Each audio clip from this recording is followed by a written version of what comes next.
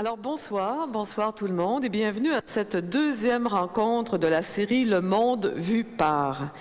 Alors ce soir et en collaboration avec ses partenaires, c'est-à-dire le journal Le Soleil, Radio-Canada et l'Université Laval, le Musée de la Civilisation reçoit le cinéaste et auteur Bernard Hémon. Bonsoir Bernard Hémon, merci beaucoup d'être avec nous.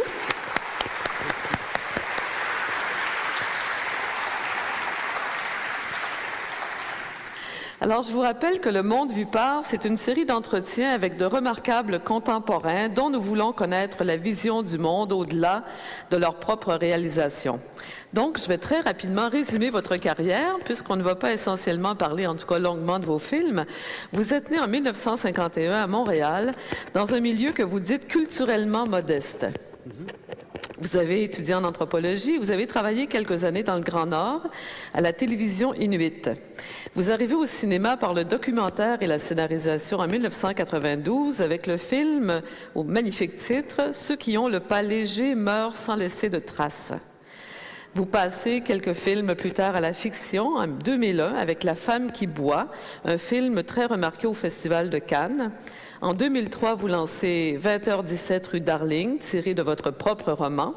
Et puis, vous passez 6 ans de votre vie à une trilogie qui explore les vertus théologales, que sont la foi, l'espérance et la charité. C'est La Neuvaine en 2005, tournée à Sainte-Anne-de-Beaupré, Contre toute espérance en 2007 et La Donation en 2009. Cette même année, les éditions Mediapol publient La perte et le lien, une série d'entretiens que le jeune cinéaste Simon Galliero a réalisé avec vous sur le cinéma et la culture. Entre-temps, vous écrivez, vous collaborez à des scénarios, vous signez des textes dans la revue Relations et dernièrement, aux éditions Luxe, vous publiez ces textes écrits entre 1993 et 2010 sous un titre un peu étonnant de la part d'un cinéaste, « Il y a trop d'images ». Voilà. Et puis, en juin dernier, vous étiez à Québec en train de tourner votre prochain film qu'on verra l'an prochain et dont le titre est « Tout ce que tu possèdes ». Alors, pourquoi Québec et pourquoi cette histoire-là? Ça fait longtemps que je veux tourner à Québec. Québec est une ville que je trouve absolument extraordinaire. C'est la plus belle ville en Amérique, selon moi. J'avais depuis longtemps envie de tourner à Québec, comme j'ai d'ailleurs envie de faire le tour du Québec avec mes tournages. Je n'aime pas beaucoup le penchant montréalocentrique du cinéma québécois. Et je sais qu'il y a de la vie de l'autre côté du pont Jacques-Cartier. Et j'espère avoir le temps de tourner des films dans plusieurs régions. Mais bon, Québec... Vous l'avez déjà fait un peu. La Donation, oui. C'était tourné à Nord-Métal, en Abitibi. En Abitibi, et puis évidemment, La Neuvaine à Sainte-Anne-de-Beaupré et Petite-Rivière-Saint-François. Oui. Alors, j'aime beaucoup sortir de Montréal pour tourner, mais Québec, parce que c'est une ville tellement photogénique. Et je ne parle pas de la Place Royale et de la Terrasse du Frein. Mais c'est une ville qui a un patrimoine architectural extraordinaire. Et il y a aussi cette ouverture sur le fleuve qu'on voit de presque partout. Et pour moi, le fleuve était symboliquement important. Dans cette histoire, tout ce que tu possèdes, qui raconte quoi en bref?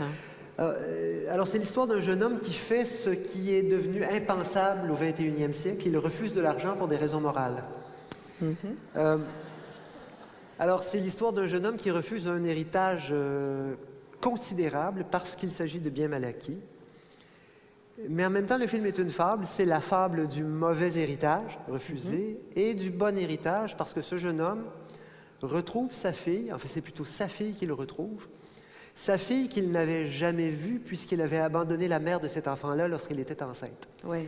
Alors, c'est à la fois une histoire où il refuse ce qui est mort, ce qui est mal, et il finit par accepter sa responsabilité et il accepte de transmettre un héritage. Il accepte la vie, c'est un peu la rédemption. Tout à fait. Et ça me fait penser à la dernière image de La Donation, oui.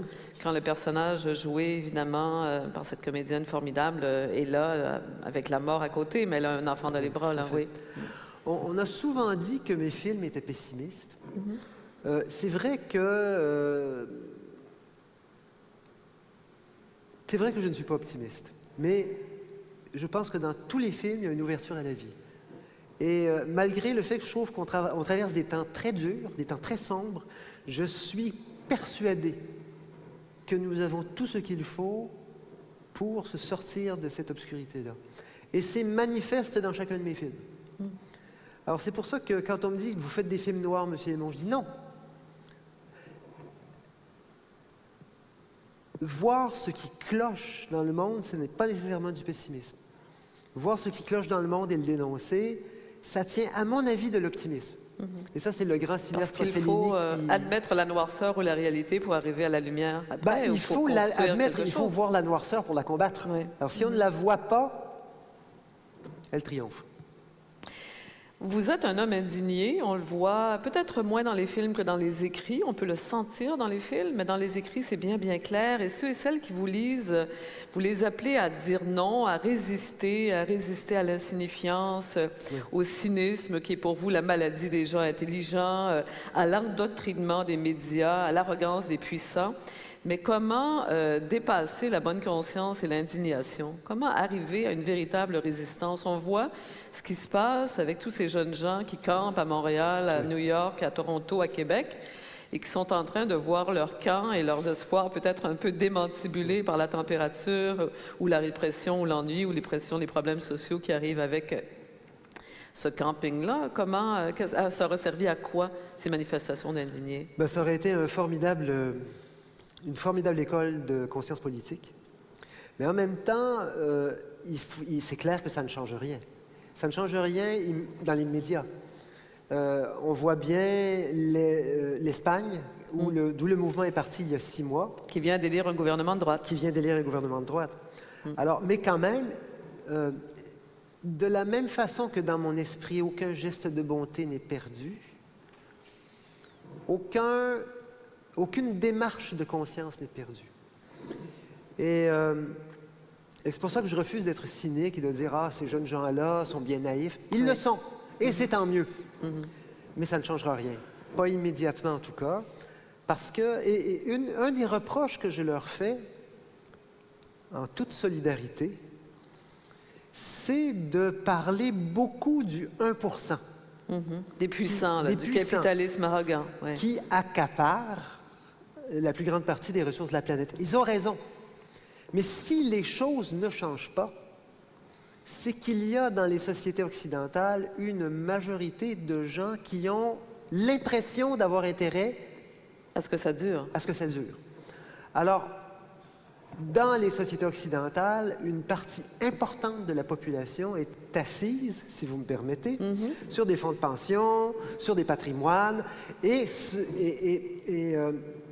même si ce n'est pas eux qui ferment les usines, qui délocalisent, ce sont les gestionnaires qui agissent en leur nom. Et ils profitent, nous profitons, des délocalisations, des fermetures d'usines, du massacre de l'environnement. Nous sommes complices tous de l'enrichissement, c'est-à-dire nous nous enrichissons tous sur l'exploitation des autres. Et même quand nous nous appauvrissons, nous sommes responsables.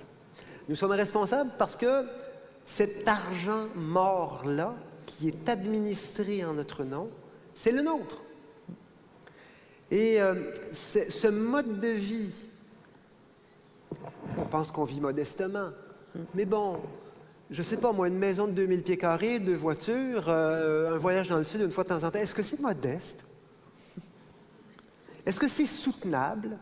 Est-ce qu'on peut penser que 7 milliards d'êtres humains vont pouvoir vivre de cette façon-là?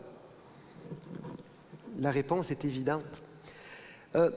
Dans le monde contemporain, alors c'est une des caractéristiques du capitalisme que de repousser, de transgresser sans cesse les limites. Or, on vit dans un monde fini, dans un monde où il y a des limites. Oui. Alors, il va falloir qu'on s'en rende compte. Alors, bon, donc c'est pas seulement le 1%. C'est sûr que ces grands capitalistes-là, ces grands financiers, les banques, ont une responsabilité terrible. Mais de la même façon, là, vous me permettrez un petit rappel historique. Hitler a été élu en 1933. Alors, je pense qu'il ne faut pas rejeter la responsabilité, il faut au contraire l'assumer. Et c'est dans la mesure où on l'assumera que les choses vont pouvoir se mettre à changer. Il est bien possible que la prospérité soit trop grande pour qu'on le fasse. On a vu quand ça changeait, en Argentine par exemple, ouais. Quand l'économie s'est effondrée, 2000, quand les gens ont perdu leurs économies, là, tout à coup ils sont descendus dans la rue, le régime est tombé, on a fait un défaut de paiement, et là, tout à coup, 2 ans, 3 ans, en fait peut-être plus que ça, 5-6 ans plus tard, c'est un pays qui marche. Ouais. Mais... Cela dit, ce qui se passe en Grèce actuellement, ou même en Italie, c'est pas ça. Hein. On voit des gouvernements qui tombent un peu sous la pression des marchés financiers parce que la situation économique va trop mal et que politiquement le leadership n'arrive pas. Là. On ne s'ennuiera pas de Berlusconi, non. Mais il faut tout de même dire que c'est un coup d'État. C'est un coup d'État du grand capital. Et c'est la même chose en Grèce, et ça va se reproduire ailleurs. Oui. Alors, c'est la démocratie qui est niée. Mais est-ce que c'était une bonne démocratie? On peut se poser cette question-là. Bien gérée, la démocratie est un système imparfait, mais il y a quand même des limites aussi oui, il y a des limites, élire des gens... Ah non, mais absolument, vous avez raison. Mais le principe de la démocratie est le seul principe politique vers lequel on peut se rabattre. Oui. On ne peut pas dire qu'il y a une bonne, une mauvaise démocratie. On peut faire un effort pour la changer, on peut participer en tant que citoyen. Mais une bonne, une mauvaise démocratie, quand j'entends des gens qui disent « oui, mais ça prendrait un régime autoritaire ». Ah oui? Mais l'autorité de qui, au juste? Oui, c'est ça. Dans une société qui a de la misère avec l'autorité, c'est un peu paradoxal. Alors, oui, les Allemands ont élu Hitler en 1933, démocratiquement.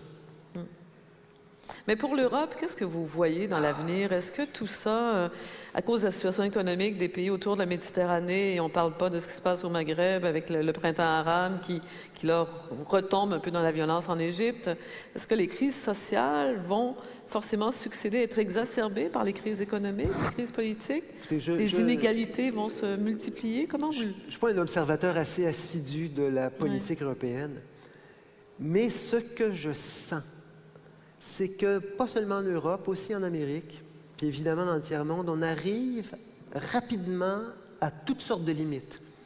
À des limites écologiques, à des limites culturelles.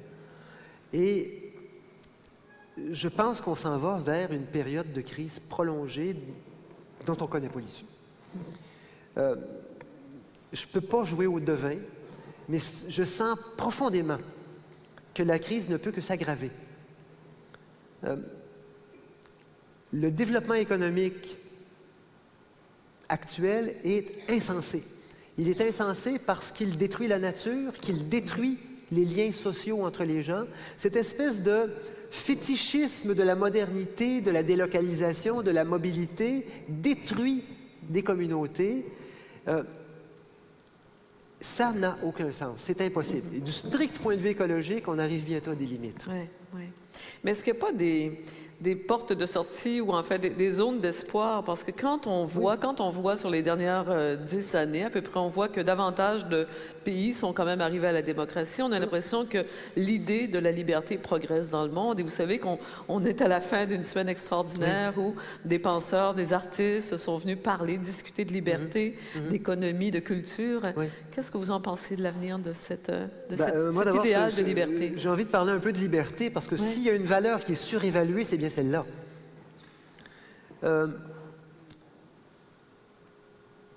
Le capitalisme fonctionne à la liberté individuelle. Et il fonctionne à une liberté individuelle qui se voit sans limite.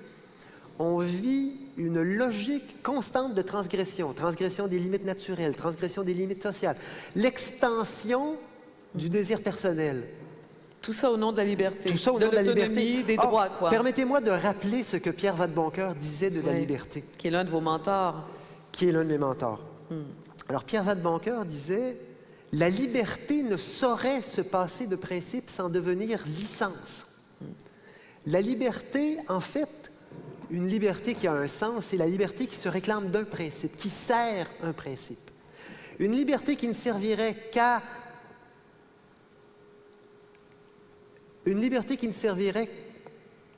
justifier toutes nos envies, tous nos besoins, ce serait une mauvaise liberté. Alors, si la liberté doit avoir un sens, c'est celui de se mettre au service de valeurs, de principes.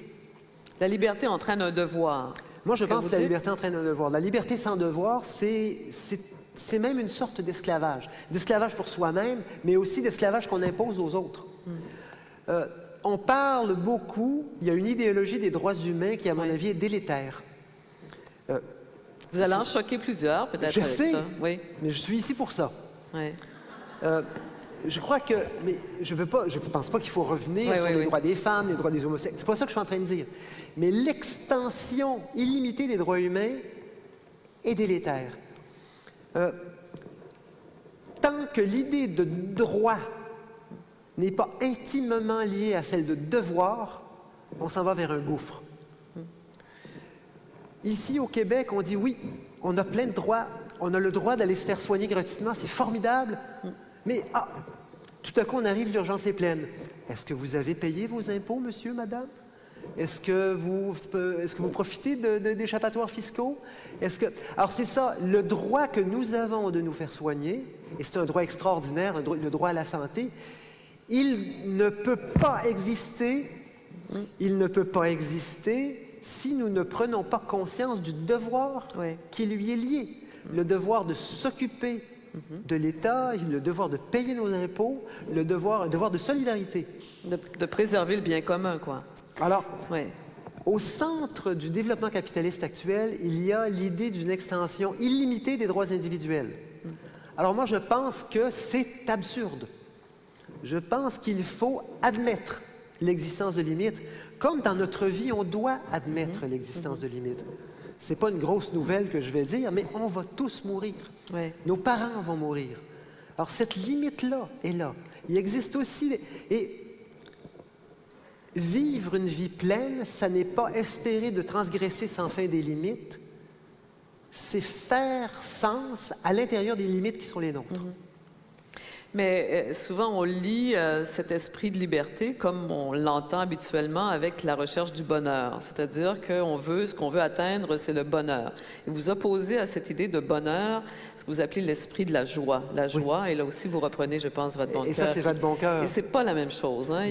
Dans un texte extraordinaire qu'il a écrit en 1945, à l'âge de 25 ans, Vadeboncoeur compare la joie et le bonheur. Alors, Vadeboncoeur décrit l'esprit de bonheur qui est un esprit égoïste. Le bonheur est égoïste. Le bonheur veut conserver, le bonheur veut garder, le bonheur veut éventuellement transmettre, mais par voie d'héritage. La joie, elle, est gratuite. La joie ne connaît ni limite, ni elle se donne, elle se partage. Et il dit cette chose extraordinaire, la mort même, qui pose un problème absolu dans l'ordre du bonheur, n'en pose aucun dans l'ordre de la joie. Alors, ce que Vadeboncoeur dit, c'est que dans le simple fait d'être, il y a une joie. Dans le simple fait d'être au monde, d'ouvrir les yeux et de voir ça. De voir la beauté du monde. Et la douleur. Et la douleur, Mais dans le simple fait de voir, il y a une espèce de miracle qui est tout ce que nous avons. Alors, on a l'impression qu'en accumulant des biens, qu'en ayant une plus grande maison, qu'en achetant cette berline allemande qui nous fait tant envie. Das Auto. Oui, Das Auto, c'est le bas de gamme, hein? Oui, la publicité. Ben oui, c'est ça. Mais on a l'impression que... Et c'est peut-être qu'on va atteindre une forme de bonheur. Mais la joie, ça, je vous le garantis, elle est gratuite. Oui. J'aimerais qu'on parle du Québec maintenant, parce que vous étiez l'un des écrivains invités par Le Devoir mercredi dernier à signer des textes d'actualité ou des billets d'opinion, ce que vous avez fait. Et dans un billet, vous déplorez que l'électorat québécois zigzague entre la gauche et la droite et veuille le changement à tout prix. Je paraphrase, qu'il se nomme NPD ou François Legault.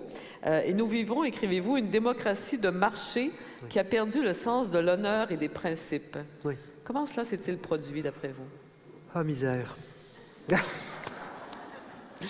Alors, c'est... On a encore beaucoup de temps. Alors, c'est quelque chose d'international.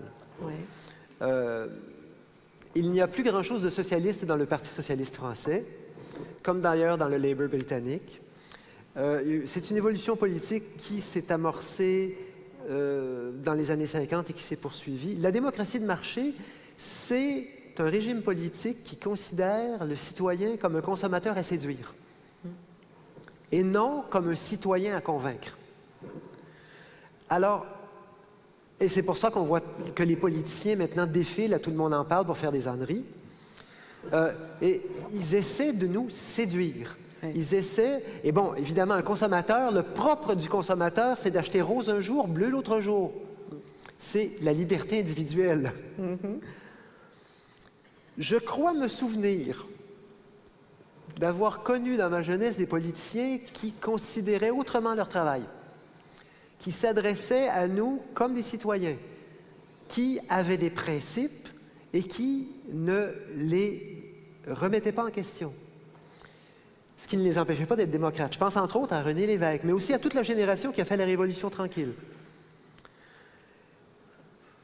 Et moi, je pense que dans cette évolution-là, et c'est une évolution, il y a tant de choses qui vont en parallèle, parce que, évidemment, essayez de vous rappeler de quoi la télévision de Radio-Canada avait l'air il y a 20 ans. Comparez cette descente. Comparez cette plongée vers la niaiserie. Hein?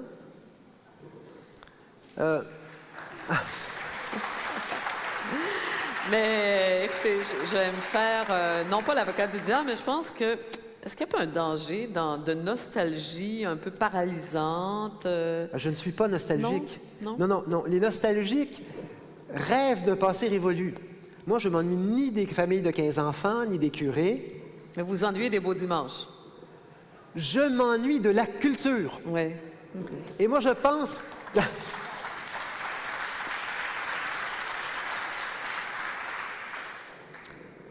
Et c'est curieux comme nostalgie est devenue une...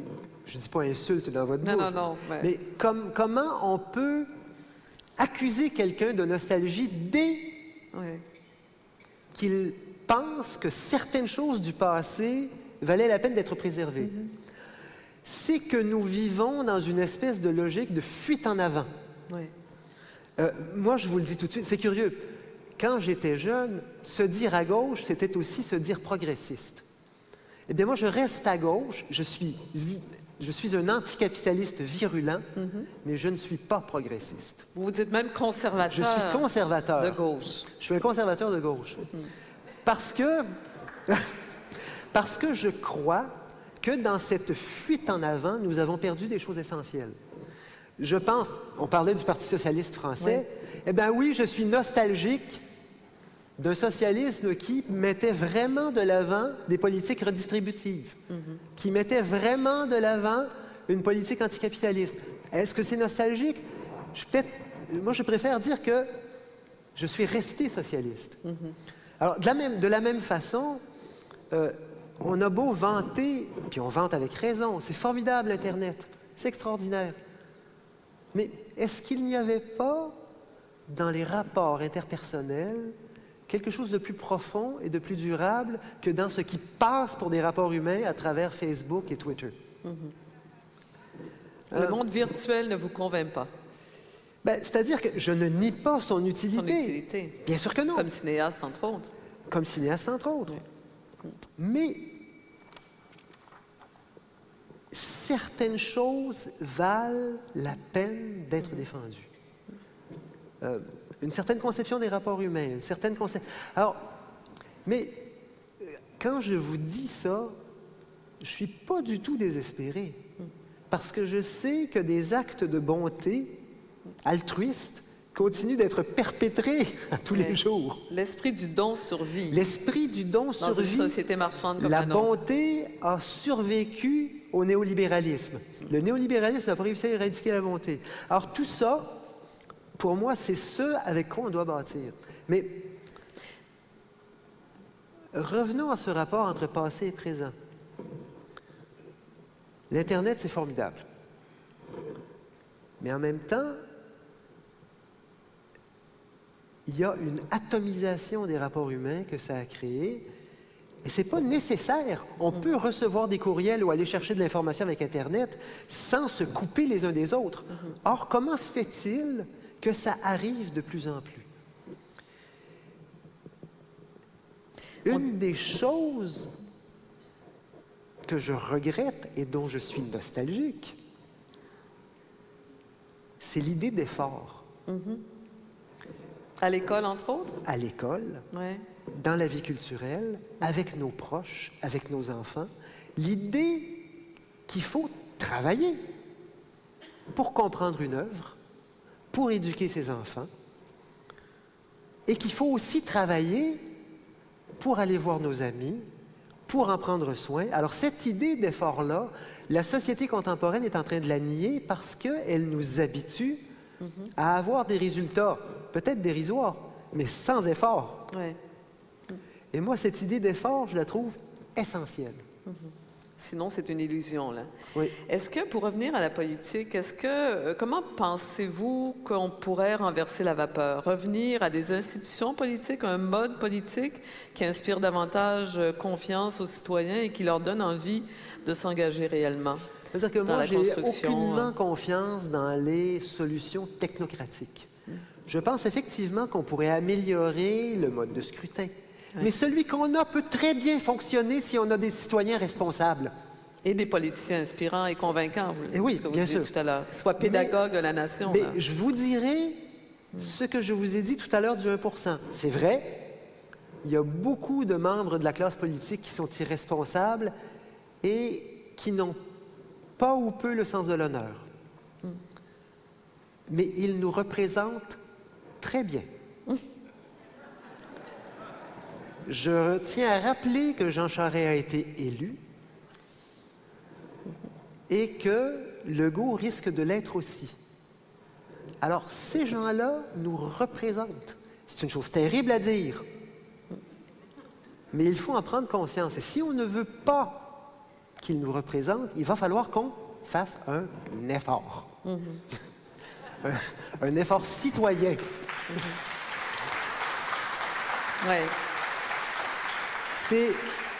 C'est trop facile parce qu'on dit des choses terribles sur les hommes et les femmes politiques. On les considère tous pourris, là. C'est le discours cynique qu'on ça entend. n'est pas vrai. Ça vous choque un peu, ce Moi, ça me discours-là? choque. Oui. Je pense qu'il y a certains d'entre eux, on ne nommera pas de nom ce soir, qui méritent toutes les injures qu'on peut penser. Mais il y en a plusieurs qui essaient de bien faire leur travail. Sauf qu'ils ne peuvent pas le faire si on ne les contrôle pas. Et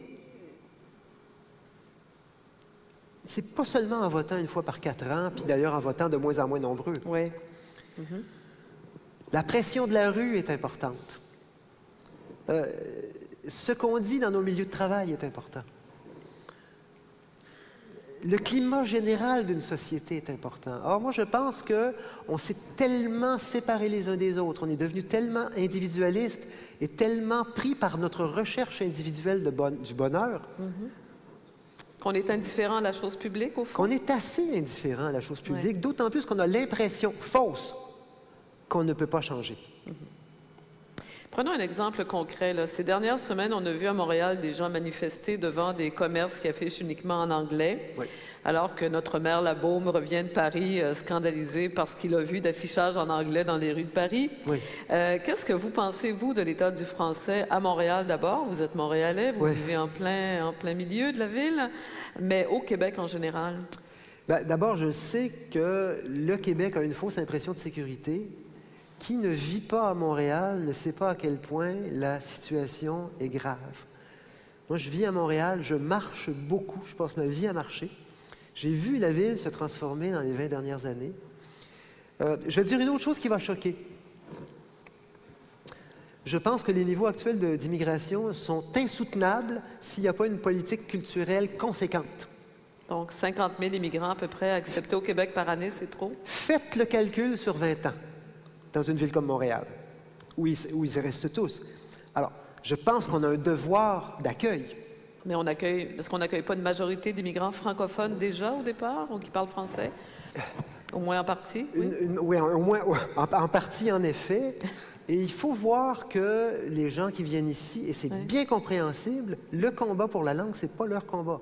Si dans une ville comme Montréal, c'est plus facile de gagner sa vie puis d'envoyer de l'argent au pays en anglais, bien, c'est ce qu'on va faire. Et c'est normal qu'ils ne soient pas partie prenante. Alors, il faut défendre. Ce qu'on ne défend pas, on risque de le perdre. Il faut le faire de façon démocratique et humaine. Mais je pense qu'il faut bien voir que, en tout cas à Montréal, la situation du français est en danger. Et même dans l'Est, même dans le plateau, sur le plateau, même sur dans le plateau, les quartiers. sur le plateau, il n'y a plus que des anglophones et des Français de France. Mais non, je blague. Ouais. Mais moi, quand je fréquentais ma blonde quand j'étais jeune et qui habitait le plateau, on n'entendait jamais, mais jamais parler anglais. Ouais. Maintenant, je tends l'oreille en marchant, je traverse souvent ce quartier-là, et ils sont nombreux. Et aussi, il y a beaucoup de jeunes immigrants français. Ouais. Ils sont très sympathiques, on les aime beaucoup. Mais, alors, il y a un problème. On n'a pas défendu. Et bon, il faut trouver une façon de le faire de façon démocratique. Et il y a quelque chose... Mais pourquoi on ne l'a pas défendu? Parce qu'on y tient moins qu'on le pense ou qu'on le dit, la langue, à la langue française ici? Il ne faut pas sous-estimer la puissance de la culture de masse. Ouais. Qui est surtout américaine. Qui est surtout américaine. D'inspiration américaine. Qui est surtout américaine. Et il ne faut pas sous-estimer sa puissance. On a l'impression que, bon, c'est vraiment pas grave. Mais au bout du compte, après 10 ans, quand on se rend compte que nos enfants écoutent plus la télé anglaise que la télé française, qui connaissent très peu de chansons françaises, alors il se passe quelque chose de grave. Mais je pense qu'il ne faut pas se concentrer uniquement sur la langue. Parce que la langue, c'est un aspect de la chose. Moi, je pense que le danger, c'est un danger culturel, global. Je pense que l'influence de la culture de masse, principalement américaine, est terrible à travers la télévision. Et ça, et quand on voit la télévision maintenant, notre télévision d'État, Radio-Canada, qui devrait... Qui n'est pas la plus regardée quand même. Il y a aussi qui n'est pas la plus regardée, ça, hein, mais quand même... qui a systématiquement suivi les modèles américains, systématiquement poursuivi une politique de course au code d'écoute, et Radio-Canada qui a sabré dans sa chaîne culturelle, c'est à peu près le seul endroit où on pouvait vraiment entendre parler de littérature puis écouter de la musique sérieuse. Alors là, il y a comme une espèce de mouvement d'ensemble. Et c'est pas juste le français qui fout le camp, c'est le rapport à toute la culture du passé. Oui. Et ça, pour moi, c'est extrêmement préoccupant. Parce que vous pensez qu'on a non seulement eu tendance à faire table rase du passé, mais que volontairement, on supprime des traces de ce passé-là. On le fait dans les campagnes, en occupant le territoire depuis 50 ans de la façon dont on l'occupe, mais aussi dans la culture, dans la transmission, qu'on ne fait pas des repères culturels que nos parents nous ont pourtant transmis. Tout à fait. Et là, vous avez vraiment une grande colère devant tout ça. Hein? J'ai une colère énorme, y compris envers les gouvernements du Parti québécois qui n'ont pas assumé cette mission culturelle lorsque le PQ avait le pouvoir. Mais il s'agit d'un mouvement mondial. Oui. Sauf qu'au Québec, on est plus vulnérable qu'en France. On n'a pas Voltaire, on n'a pas Balzac, on n'a pas 20 siècles de culture, on n'a pas ces monuments qui nous regardent. Oui. Et on a aussi, et on n'est pas 50 millions. Oui. On n'est pas 60 millions. On est un petit peuple de 6-7 millions d'habitants. Et on n'a pas... Alors, quand un immigrant serbe arrive à Paris, il parle français, ça va de soi. Oui. Et s'il veut vivre dans cette société-là, il va, d'une certaine façon, essayer de s'identifier, en tout cas, au moins s'intéresser à la culture française. À Montréal, ça n'est pas nécessaire. Une connaissance de base du français peut suffire. Oui. Et il y a des exceptions. J'ai des amis mexicains qui connaissent Michel Tremblay par cœur, qui trouvent que c'est un des plus grands écrivains d'Amérique du Nord, avec raison d'ailleurs. Oui. Mais ça, c'est Montréal. C'est Montréal. Avez-vous l'impression que, de ce point de vue-là, aussi, plus largement, culturellement, un fossé se creuse d'une année à l'autre entre Montréal, d'une part, qui est la moitié du Québec, et tout le reste du Québec? Je pense que sur le plan linguistique, certainement, mais sur le plan culturel, c'est pareil. Le glissement vers le bas, la pipolisation de la culture, comme disent nos amis français, ça se passe aussi bien à Québec qu'à Montréal. Les médias, l'espèce de glissade vers le bas se fait autant. Vers le divertissement, là, vers plutôt. le divertissement. Constamment. Mais On a l'air très pessimiste comme ça. Oui, oui. Non. Mais je ne le suis pas. Oui. Je sais qu'il suffit de peu. De quoi? Donnez un livre. Faites-le lire. Discutez-en avec vos enfants. Éteignez votre appareil de télévision. C'est simple. Éteignez le poste. Off, les boutons rouges. Et, je sais pas, lisez Balzac. Ouais. Pourquoi pas? C'est pas difficile, Balzac. Et vous allez en apprendre bien plus en lisant, mettons, Gobseck sur le capitalisme contemporain qu'en écoutant Radio-Canada. Bon. Et on pourrait se faire une bonne analyse du plan Nord en relisant Germinal? Non, quand même pas, là. Ah, ben pourquoi Les pas? conditions de travail ont changé un peu. Mais, Mais alors, Mais, ça se renverse, ces ouais, ouais. tendances-là. Mais là, vous parlez des parents. Oui, on peut toujours changer individuellement, mais comme société, comme système d'éducation, par exemple, qu'est-ce qu'on doit transmettre de la littérature, de l'histoire? Hein? Qu'est-ce qu'on doit choisir? Le bagage est énorme maintenant. Les références, les sources se sont multipliées. Alors, c'est pas selon quels critères est-ce qu'on choisit ce qu'on veut transmettre comme culture commune? Quel sens on donne à tout ça, là? Je veux d'abord parler d'effort. Parce que j'ai l'impression qu'aujourd'hui, dans beaucoup de domaines, et ça, c'est au secondaire, au cégep et même à l'université, les professeurs se disent il ne faut pas ennuyer les étudiants. Si on veut qu'ils lisent, on va leur donner, mettons, une bande dessinée. J'ai rien contre la BD, il y en a des formidables. Mais quand même, vous voyez ce que je veux dire? Alors, il y a cette logique-là qui va du primaire jusqu'à l'université. Or, on ne pourra rien faire si on ne réhabilite pas l'idée d'effort. Il faut lire Balzac, les descriptions sont longues, hein? Mais petit gars, ça vaut la peine. Hein? Proust, les phrases sont interminables. Quand tu auras réussi à passer à travers une demi-douzaine d'imparfaits du subjonctif, tu vas voir ce que tu avais manqué jusque-là. Et alors, moi, je pense pas... On pense toujours réforme par le haut. Qu'est-ce qu'on devrait avoir comme culture commune? Qu'est-ce qu'on devrait faire lire aux étudiants? Moi, je trouve que notre ministère de l'Éducation est déjà assez gros comme ça. Pasolini, d'ailleurs, le grand Pasolini, disait « Si on me donnait le pouvoir, j'abolirais deux choses. Le ministère de l'Éducation nationale et la RAI, la radio-télé italienne. » Pour la télévision, vous êtes d'accord avec lui, en tout cas? Totalement. Oui. Mais alors, moi, je pense que la solution ne vient pas de grandes réformes technocratiques, ni même de grands débats de société. Il vient à travers l'effort que chacun d'entre nous... Moi, en faisant des films, j'essaie de ne pas tirer les gens vers le bas. C'est ça mon travail. Je propose des choses qui en appellent à l'intelligence des gens. Je refuse la séduction. Alors, si on est professeur, on peut faire la même chose. Si on est parent, on peut faire la même chose. Et si on se met tous à retrouver l'exigence... Parce que, bon, moi, j'en ai assez d'entendre des gens de mon âge qui se lamentent sur la disparition du cours classique et qui sont d'une permissivité extrême envers leurs étudiants et leurs enfants. Il faudrait quand même voir à être conséquent. Alors, pour moi, l'espoir qui est là, on est tous capables de renverser la pression. Oui.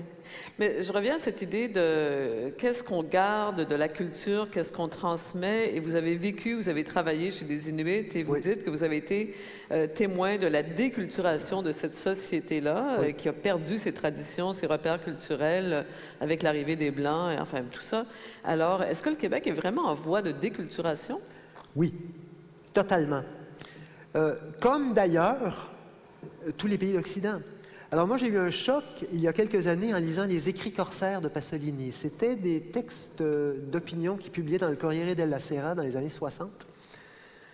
Et il disait une chose extraordinaire, il disait « La société de consommation a réussi à créer une unanimité que le fascisme n'a jamais réussi à créer. » Les cultures populaires, traditionnelles, la culture paysanne, la culture ouvrière, les parlers régionaux ont tous disparu devant l'avancée de la culture de masse.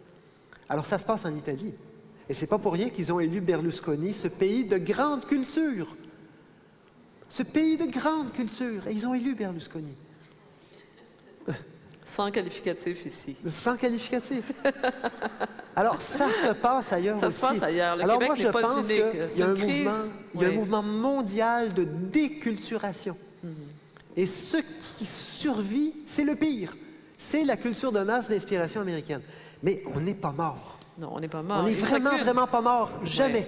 Oui. On est Parce pas qu'on mort. a l'impression, en tout cas c'est mon impression, peut-être qu'elle est fausse, mais qu'au Québec, il y a un foisonnement culturel intéressant, entre autres au cinéma, mais aussi dans la chanson francophone, en littérature. 800 romans, uniquement des romans se sont publiés cette année. C'est quand même incroyable pour une société de 7 millions de personnes dont... qui sont pas tous Il y a francophones. une très en plus, grande là. créativité, mais j'ai envie de vous citer cette phrase d'une critique américaine qui s'appelle Fran Lebowitz.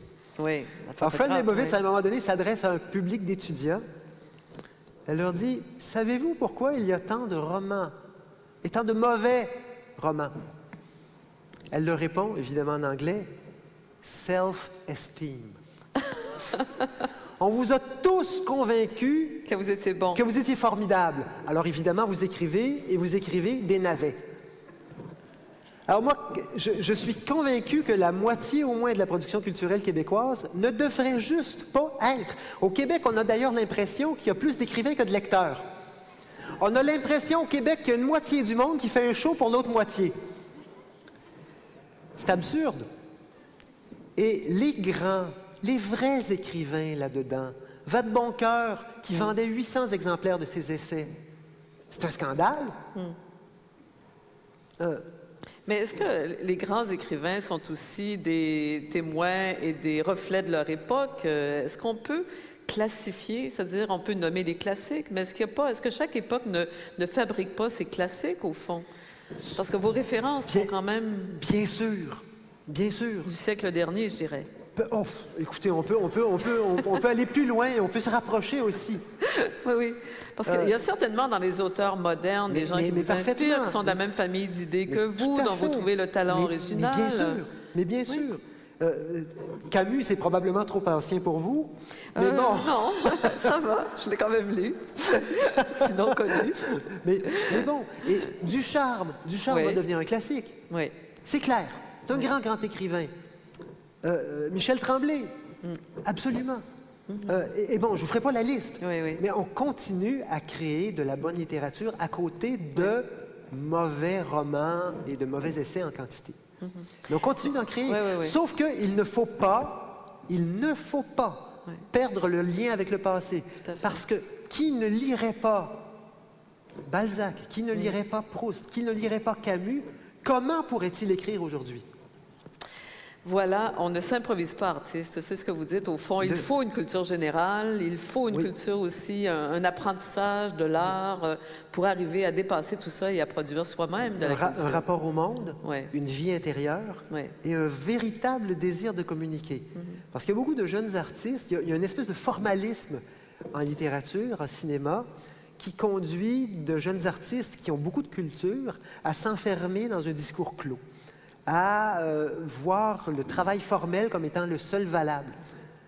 Ben, la littérature, le cinéma, la peinture, c'est aussi un acte de communication. Et je ne veux pas dire par là qu'il faut aller séduire le public, qu'il faut lui donner ce qu'il veut. Je ne veux pas dire par là que tout le monde doit chanter du Céline Dion, Dieu nous en préserve. Mais on crée pour être compris aussi. On crée pour être compris. Oui. Et, Pour créer un lien, hein, pour créer un lien. Parce C'est une rencontre d'abord. Il existe quelque chose comme une communauté des lecteurs. On a une communauté de lecteurs ici, c'est évident. Oui. Et c'est une chose extrêmement importante. C'est une communauté qu'il faut agrandir. Oui. Je reviens à la transmission parce que c'est un thème important pour vous et on vient de voir ce livre qui a été lancé hier, qu'il sera à Québec demain, je crois, et qui est la dernière parution du Musée de la civilisation et des éditions de l'Homme. Ça s'appelle Objet de référence. On a eu le temps de le feuilleter un petit peu. C'est un objet vraiment magnifique. Donc, on a pris 122 objets, c'est bien ça, des collections du musée pour illustrer l'évolution de nos sociétés. Et alors, c'est ça, objet de référence. J'ai envie de vous demander quels sont vos objets de référence quand vous pensez à votre propre tradition culturelle, à ce qui a fait de vous l'homme que vous êtes maintenant. Les assiettes à tarte de ma tante Yvette, qui est morte il y a un mois à l'âge de 103 oui. ans. Ces assiettes à tarte sont livres de recettes. Le hachoir à tabac de mon grand-père. Oui. Donc, des objets du quotidien, pas forcément des objets sacrés ou des... Ah non, non, Oui, non. oui, oui. Mon grand-père, qui avait été agriculteur à Verchères et qui avait perdu sa ferme pendant la crise, il est devenu ouvrier à Montréal. Oui. Il avait toujours gardé des habitudes de paysan. Alors, la cuisine chez mon grand-père, c'était une cuisine où il y avait un poêle à bois qui s'est reconverti par la suite en poêle à gaz. Mais la berçante était à côté du poêle, le crachoir à côté de la berçante. La spitoune. La spitoune, ben oui. Puis la boîte d'allumettes sur le mur derrière. Et mon grand-père tenait à hacher son tabac. Il allait au marché Maisonneuve acheter des carottes. Moi, je me rappelle, on descendait dans la cave de terre. Et, excusez-moi, et je le voyais hacher ce tabac-là comme son père avait fait, comme son grand-père avait fait, comme son arrière-grand-père. Je pense qu'on ne peut pas surestimer l'importance de la culture paysanne au Québec. Je pense que c'est une grande tragédie de voir cet oubli-là qui s'installe. Tous autant que nous sommes, ou à peu près, on est à 2, 3 ou 4 générations de la Terre. Oui. C'est ça qui nous a fait. Moi, je pense que c'est ça aussi qui fait que le Québec est une société un peu plus à gauche que le reste de l'Amérique. C'est cette solidarité du village. Et je pense qu'il faut de toute urgence qu'on se rappelle cela. Et donc, des objets, oui, les assiettes à tarte à ma tante Yvette, le hachoir de mon grand-papa. Ce qu'il peut rester d'architecture paysanne, ces maisons qui n'ont pas encore été défigurées par le clapboard d'aluminium. D'ailleurs, écoutez, il faut que je vous la conte, elle est trop bonne. C'est dans un film de Woody Allen. Alors, on est en enfer. Et là, il y a plein de gens, c'est épouvantable, des gens ils sont sales, ils sont laids, ils souffrent, ils sont pleins de sang. Et là, tout à coup, il y a un petit monsieur tout bien habillé avec un veston et une cravate qui arrive. Puis là, ben, le personnage lui demande, ouais, mais qu'est-ce que vous avez fait, vous, pour aboutir en enfer? Il dit, j'ai inventé le clapboard d'aluminium. I invented aluminum siding. C'est bon. Alors, écoutez, on va passer bientôt aux questions des gens, les questions que les gens ont envie de vous poser, mais dans un mois, ce sera Noël. Alors, vous le savez, il y a des milliers de Québécois qui ne vont jamais à l'Église, sauf une fois par année. Alors, vous qui n'êtes ni croyants, ni athées, vous avez tourné davantage de films dans des églises que d'autres cinéastes québécois, je pense. Oui. Vous avez consacré 3 films à des vertus théologales, ce qui est un terme qui veut peut-être rien dire pour beaucoup de jeunes Québécois. Et vous dites que peu importe la forme de la spiritualité, que Dieu s'appelle Mahomet ou Dieu, justement, ce qui compte, c'est l'éthique. Vous dites, ma croyance à moi, c'est de servir. Mais votre rapport à la religion et à Dieu, c'est un rapport qu'on sent, non pas torturé, mais toujours en questionnement. Oui, c'est vrai? Toujours. Avez-vous l'impression que vous êtes en cela représentatif de beaucoup de Québécois, non, de nos générations? Je pense que non. Je pense qu'il y a beaucoup de gens qui ont carrément oublié cette dimension-là de leur existence. Mais j'ai le sentiment de n'être pas seul, bien sûr. Mais je pense que celui dont je me rapproche le plus sur cette question-là, c'est Pierre Vadeboncoeur, qui, à la fin de ses jours, a publié 3 livres sur cette question-là, dont un magnifique qui s'appelle « Essai sur la croyance et l'incroyance ». Et dans ce livre extraordinaire, Vadeboncoeur se dit croyant parce qu'il ressent une présence, il met un P majuscule, qu'il se refuse à nommer. Il préfère garder le mystère que... Dans un sens? Oui, mais il est tout à fait attaché à la tradition chrétienne, lui aussi. Oui. Mais il ne peut pas la nommer. Mais il sait que cette présence-là est essentielle à sa vie. Et que cet élan vers la transcendance qu'il sent est une composante essentielle de sa vie, mais de toute vie humaine. Alors moi, je me sens très près de lui. J'ai aussi beaucoup d'affection pour le patrimoine chrétien. Je m'arrête souvent dans les églises, généralement quand j'arrive à les trouver ouvertes.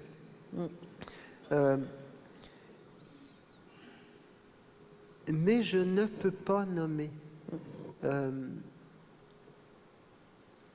Par contre, je sais à quel point la tradition chrétienne est importante dans notre culture et j'y tiens au moins autant qu'au hachoir à tabac de mon grand-père.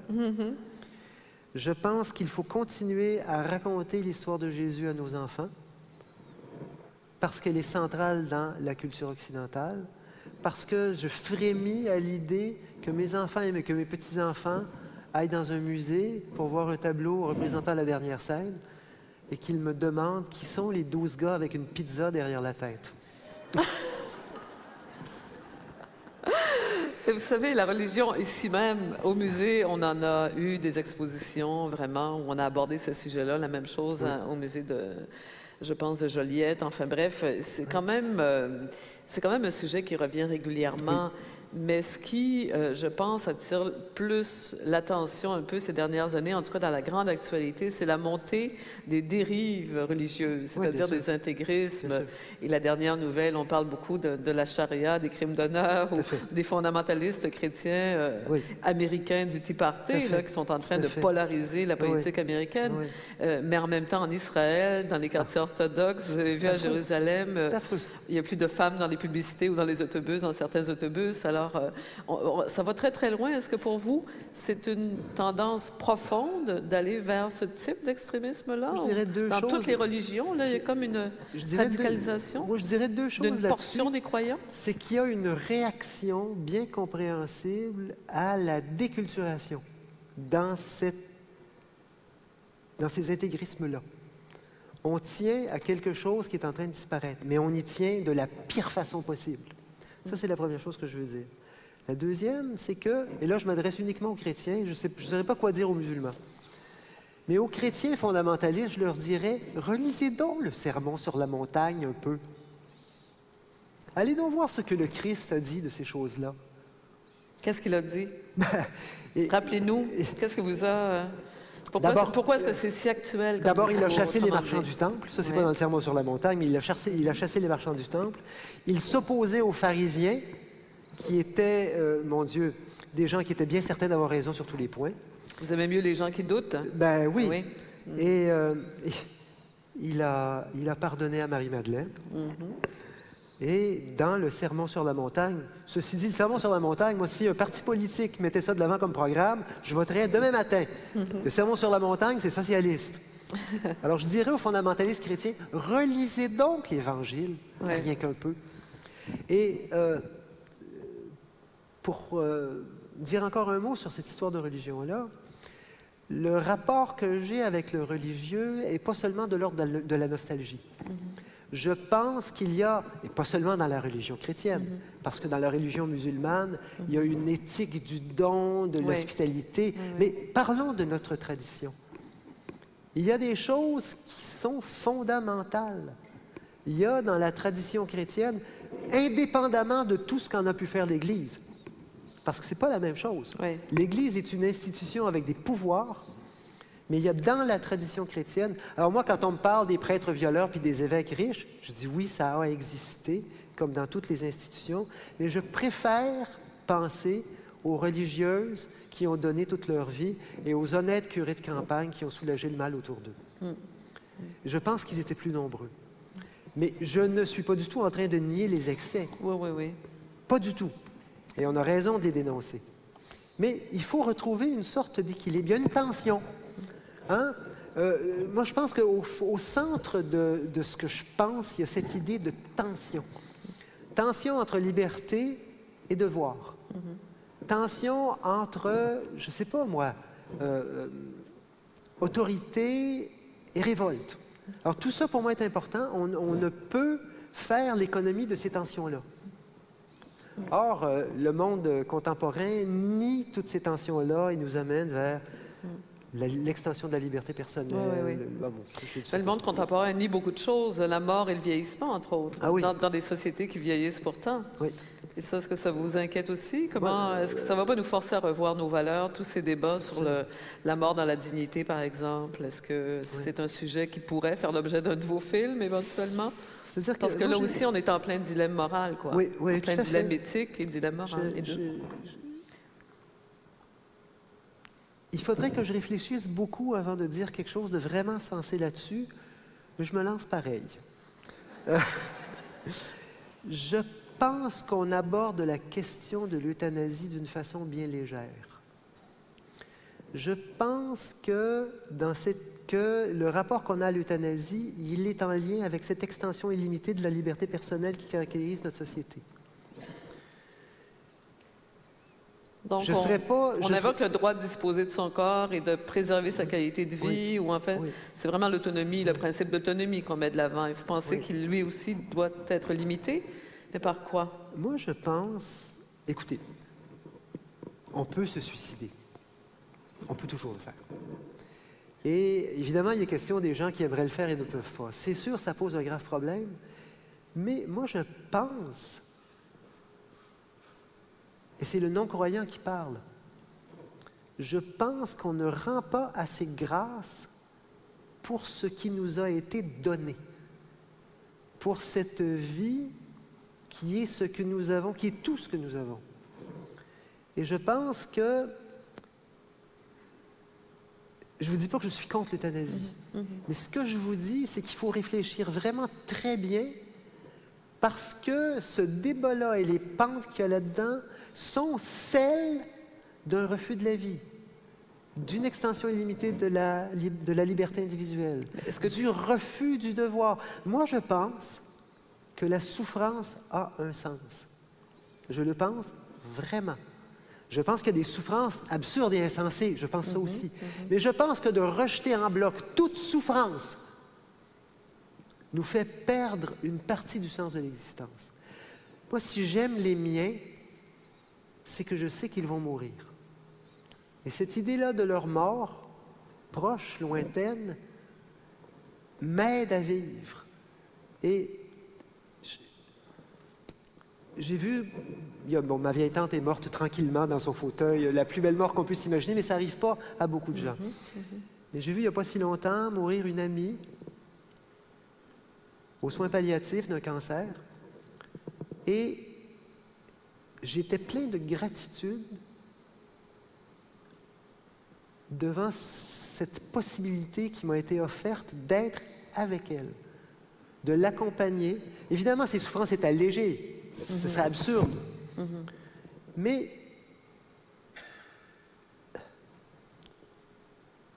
ça fait partie d'une existence humaine que d'accompagner nos proches à la mort.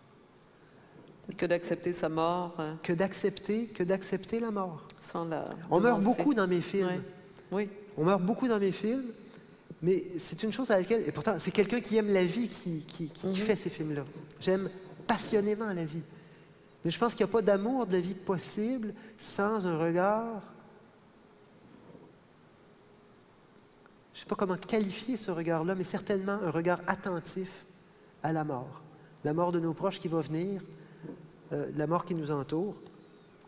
Je pense qu'on ne peut pas vivre une vie pleine, avec une pleine conscience de sa richesse et de la grandeur du don qui nous est fait, sans une conscience de la mort. Merci beaucoup, Bernard Raymond. Écoutez, moraliste laïque, est-ce que c'est un terme que vous acceptez? Moi, j'ai rien contre le moralisme. En fait, le moralisme, le rigorisme, oui, mais la morale, j'ai rien contre, au contraire. Parfait. Alors, 3 questions en rafale. Avant qu'on passe aux questions du public, je vous demande de répondre très brièvement. Attendez un peu. Celles-là, je ne les ai pas vues venir. Non. Dans les premières, vous ne les saviez pas toutes non plus. Hein? On avait rapidement abordé quelques points. Alors, pour vous qui écrivez avec beaucoup d'élégance, quel est le plus beau mot de la langue française?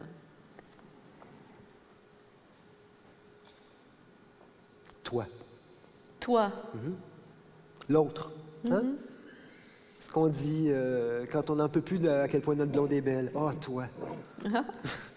C'est bien, c'est bien. Je vous dirai plus tard ce que Gilles Vigneault a répondu il y a un mois.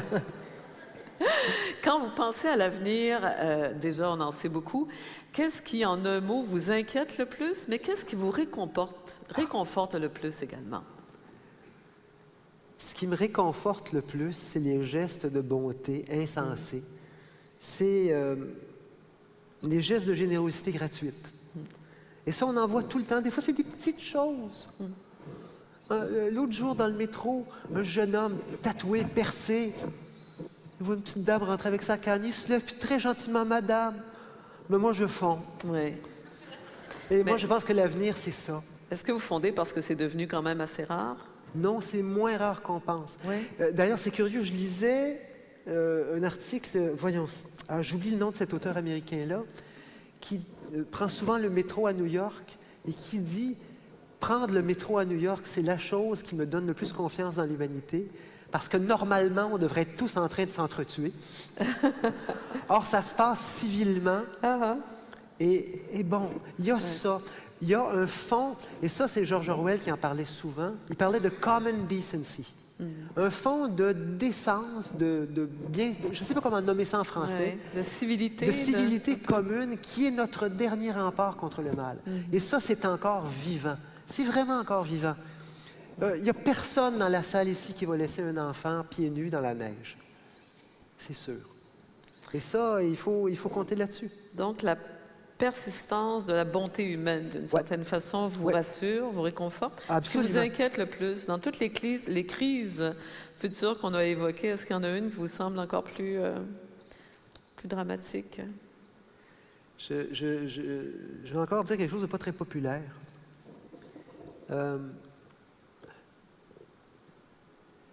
Marcel Gauchet, philosophe français, sociologue, a écrit «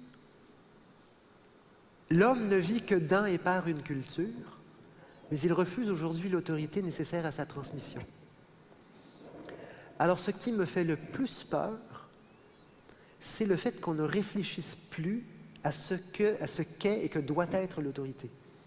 Il n'y a pas de ça. Je ne parle pas d'autoritarisme, de pouvoir. L'autorité, c'est quelque chose qu'on confère à quelqu'un ou à quelque chose. Qu'on accepte. Mais si on ne fait comme impossible, une éducation sans autorité est absolument impossible. Il faut réfléchir à l'autorité, à ce que ça veut dire. Parce que là encore, il y a une tension entre autorité et liberté. Mais le mot d'autorité, l'idée même d'autorité, à l'école, dans les familles, est devenue impensable. Et ça me fait très peur. Voilà, et la dernière question, rapidement. Je reprends, c'est une question que Bernard Pivot posait à ses invités à l'époque de l'émission Bouillon de culture. Si Dieu existe, qu'aimeriez-vous, après votre mort, l'entendre vous dire? Mais simplement, bonjour. Je serais tellement content qu'il existe. Et que ça ne soit pas fini. Et que ça ne soit pas fini. Alors, une poignée de main suffirait. Une poignée de main suffirait. Alors, je vous ai demandé aussi de préparer, là, je ne sais vraiment pas la réponse, une question que vous voulez poser aux gens. Bien, vous venez de me la poser. Alors, oui, en fait, je voudrais demander à tous les gens dans la salle s'ils ont été témoins dans la semaine qui vient de se passer d'un acte de bonté incompréhensible, de gentillesse... Gratuit? Ah oui? Ou de gentillesse injustifiée, ou de simple générosité, ou même d'une politesse qui serait charmante. Levez donc la main, ceux qui ont été témoins. Ceux qui l'ont été. Allez, courage. Oh non, c'est plus que ça. Oh, ça va vraiment très mal. Oh, mais sortez un peu. C'est pas la majorité, hein, d'après ce qu'on voit, là. C'est pas la majorité mais quand des même, gens, tout à fait. Mais quand même. On peut bâtir là-dessus. Voilà. Alors, écoutez, c'est à vous maintenant, pendant la prochaine demi-heure, de poser vos questions à M. Aymon. Je pense qu'on va y aller. On peut se déplacer. Oui. Hein? On va se déplacer, pourquoi pas? Alors, levez la main. On a des micros dans la salle, au moins 2 micros qu'on peut apporter vraiment tout près de vous, sans vous les laisser carrément, là, pour quand même... je vais vous demander de poser des questions quand même assez brèves. Et puis, attention, c'est un peu abrupt. Alors, voilà, oups. D'accord, madame et monsieur ensuite. Monsieur Balthazar, je vais vous demander de vous lever aussi, qu'on vous voit mieux. Allez-y, madame. Oui, parlez bonjour. tout près. Bonjour. Bonsoir, monsieur Aymon. Bonsoir. Je vous ai entendu à la radio cette semaine de parler de votre vie plutôt très, très simple, et puis ça m'a beaucoup inspiré. J'aimerais ça que vous en parliez un petit peu brièvement ce soir. Ben, écoutez, c'est pas une vie si simple que ça, puisque j'ai une maison, une voiture. C'est une petite maison, c'est une vieille voiture. Mais bon, il y a peu de choses à dire. En fait, ce dont je suis le plus fier, c'est de ma maison de campagne, qui n'est pas une maison, mais une cabane. Ouais. Alors, j'ai une petite cabane de 14 pieds par 14, sans électricité ni eau courante. Et c'est là que je vais passer au moins 2 mois par année. Et ça, c'est le côté simplicité volontaire? Bien, c'est pas comme si c'était difficile. Oui. Au contraire, c'est le grand bonheur. Pas de bruit, pas de ronronces, frigidaire. Pas de Et puis bon, téléphone. si on a froid, on va fendre une bûche. Et il y a un rapport à la lumière, au temps qui est complètement différent. Et c'est dans quel coin? C'est près de Maniwaki. Ah oui. Oui. Alors, à mi-chemin de entre Montréal et l'Abitibi, juste avant de rentrer dans le parc de la Vérandrie. Voilà. OK, on va passer à une autre question, si vous le voulez. Je pense qu'il y a plusieurs questions. Puis ensuite, on ira de l'autre côté. Oui, je pense qu'il y a un deuxième micro par là-bas. Oui. Merci. Oui. Monsieur Aymon, j'ai beaucoup aimé vos propos, comme tout le monde ici, je pense que c'est assez évident. Il y a une chose que j'ai aimée en particulier, et qui est originale de votre part, on ne l'entend pas souvent, c'est que vous nous avez mis en cause.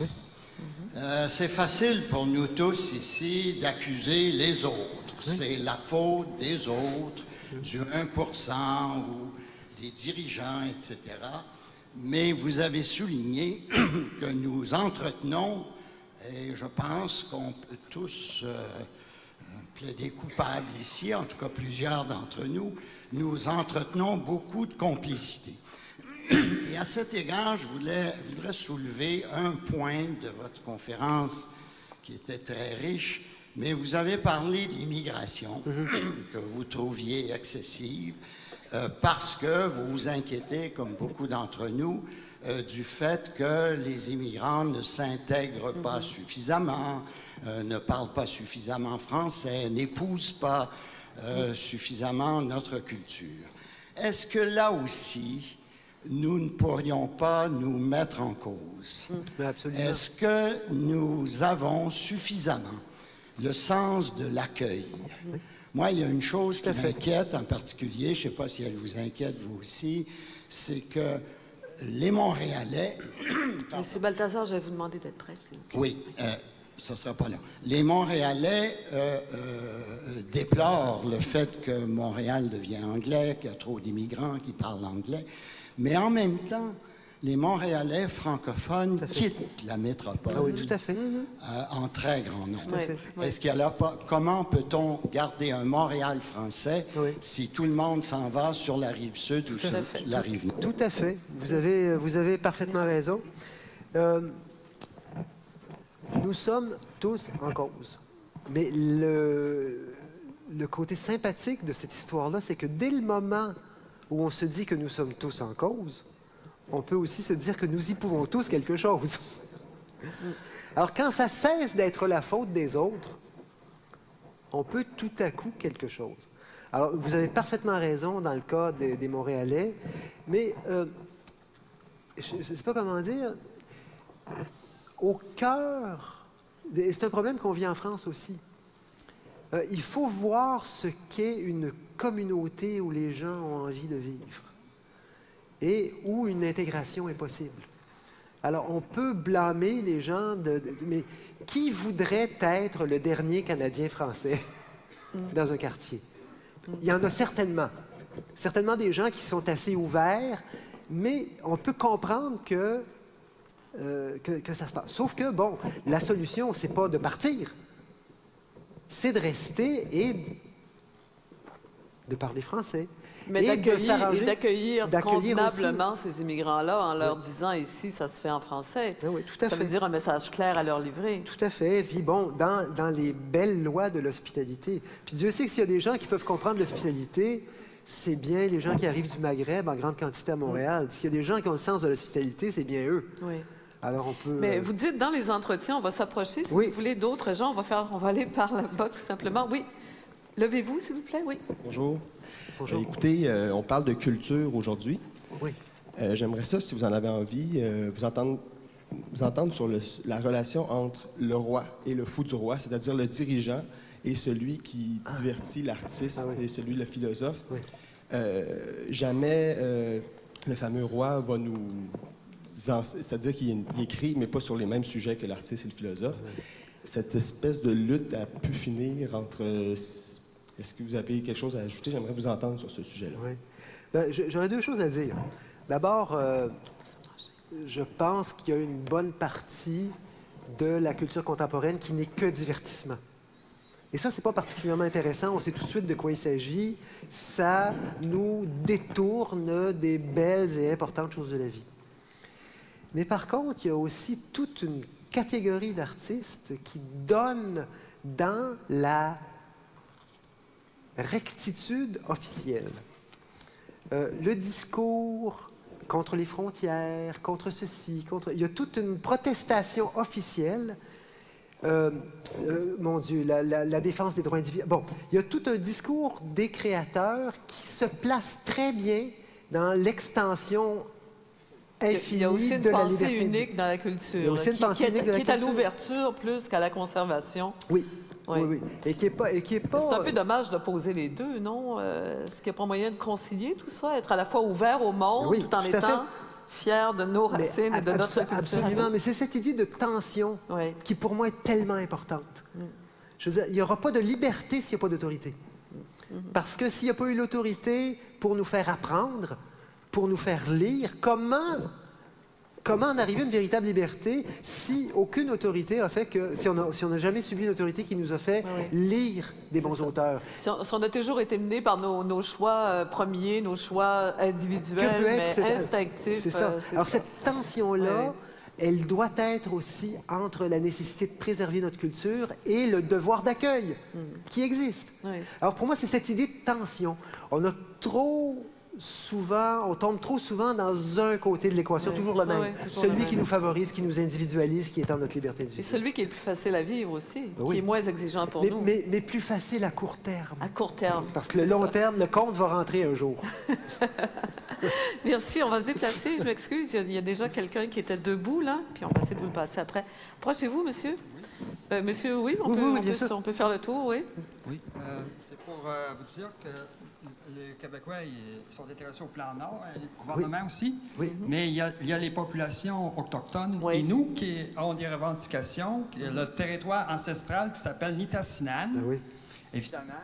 Monsieur Picard, qui est le chef, qui conteste présentement, puis qui va contester avec la Cour pour faire casser ce programme-là.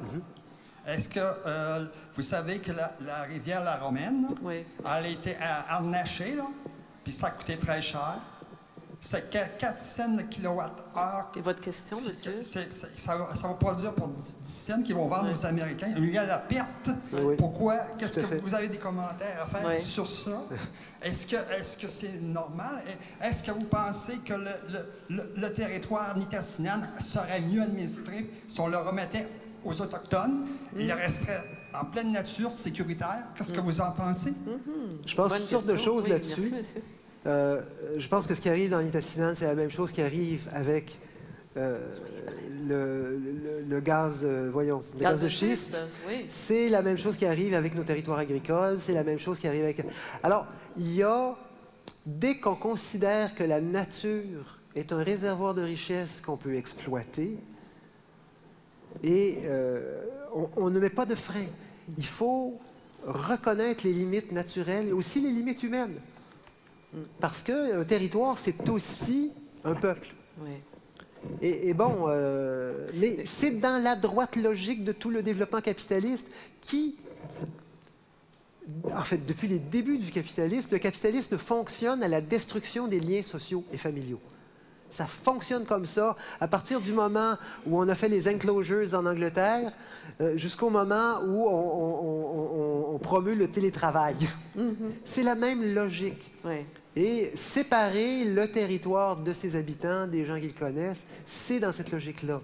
Est-ce que la solution, c'est de redonner le contrôle total du territoire à ses premiers habitants, c'est-à-dire à la fois aux Premières Nations, mais ou en décentralisant le plus possible les pouvoirs dans nos sociétés? Je veux ramener mon idée de tension, parce que je ne nous vois pas à Montréal reprenant le bateau pour laisser l'île aux Mohawks. Bien sûr. C'est-à-dire que forcément, on a des droits et des devoirs qui se chevauchent, l'histoire est là, c'est compliqué. Alors, redonner le territoire, redonner Montréal, c'est évidemment impensable. Mais de la même façon, donner toute la propriété aux montagnais, c'est peut-être compliqué, mais il y a des tensions. Il y a, à travers la tension, à travers